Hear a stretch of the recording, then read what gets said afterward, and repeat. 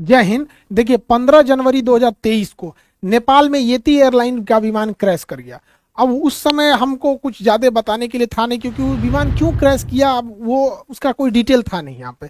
अभी उस विमान का क्या कारण था डिटेल से उसका पूरी रिपोर्ट आ गई है, जांच की रिपोर्ट आ गई है, और हम आपको इसमें बताते हैं कि कैसे एक पायलट की छोटी सी गलती पूरी जहाज को ले डूबा, उसमें बैठे 72 लोगों की जान चली गई यहाँ पर। तो पूरी रिपोर्ट आ गई है, उस पूरी रिपोर्ट में आपको समझाते हैं कि आखिर उस दिन क्या हुआ था येती एयरलाइन के साथ, और केवल लैंडिंग के 15 सेकंड पहले कैसे विमान दुर्घटनाग्रस्त हो गया।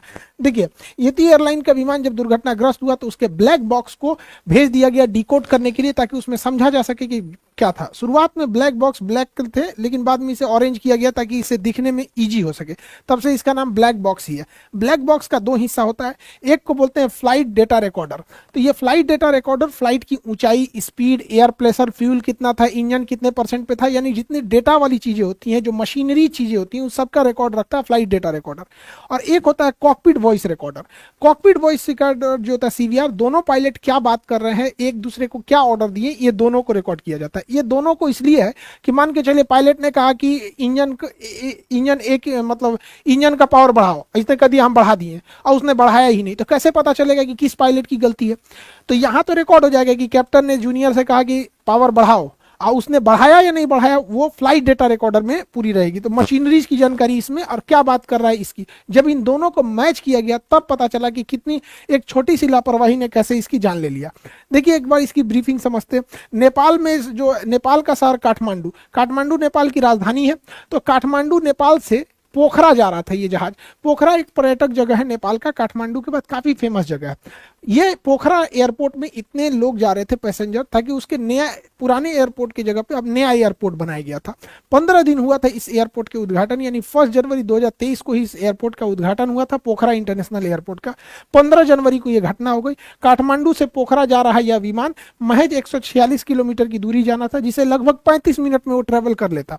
अब ये डिपेंड करता है हवाओं का डायरेक्शन किधर है। कभी हवाओं के डायरेक्शन सेम डायरेक्शन में हो जाता है तो थोड़ा दिक्कत नहीं होती है, मौसम खराब रहता है तो टाइम भी लग जाती है। ये 10:33 पर उड़ान भरता है काठमांडू से, और 10:57 पे पोखरा पहुंच जाता है। 15 सेकंड और ये रुक जाता तो जहाज लैंड कर जाता। 10 से 15 सेकंड में ही जहाज लैंड कर जाता, लेकिन अंतिम वहीं पे दुर्घटना हो गया। दुनिया में जितने जहाज क्रैश किए ना, उसका 90% जहाज लैंडिंग के टाइम पे ही क्रैश किया।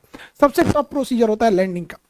उस जहाज में 68 पैसेंजर थे, 4 क्रू मेंबर थे, यानी लगभग 72 लोग थे। इसमें 5 भारतीय भी थे, 72 में ही 5 थे। इसमें से किसी को नहीं बचाया जा सका, और येती एयरलाइन का फ्लाइट 691 क्रैश कर गया। अब इसको डिटेल से समझते हैं कि क्रैश कैसे किया गया। तो देखिए किसी भी जहाज में 2 पायलट होते हैं, सीनियर को कहते हैं कैप्टन, जूनियर को कहते हैं फर्स्ट ऑफिसर। कैप्टन के लिए CAPT लिखा रहता है कैप्टन के लिए, और फर्स्ट ऑफिसर के लिए F.O लिखता है। यहाँ पे ये फर्स्ट ऑफिसर हो गए।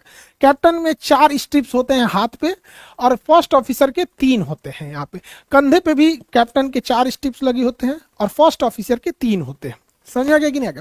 तो ये कैप्टन का फर्क होता है। यहाँ पे कैप्टन जो होता है वो लेफ्ट साइड में बैठता है, और फर्स्ट ऑफिसर राइट साइड में बैठता है जहाज में। यहाँ पे इस जहाज को उड़ा रहे थे कैप्टन कमल उड़ा रहे थे, और फर्स्ट ऑफिसर जो थी वो अंजू थी। ये इनका बतौर फर्स्ट ऑफिसर इनकी लास्ट फ्लाइट थी। अगर ये जहाज लैंड कर जाता तो इनका प्रमोशन देके ये भी कैप्टन बन जाती, और 3 की जगह 4 स्टिप लग जाते। लेकिन इनका दुर्भाग्य था जो इनकी लैंडिंग नहीं हो पाई। इनके पति की भी येती एयरलाइंस में 2006 में विमान दुर्घटना में मृत्यु हो गई थी।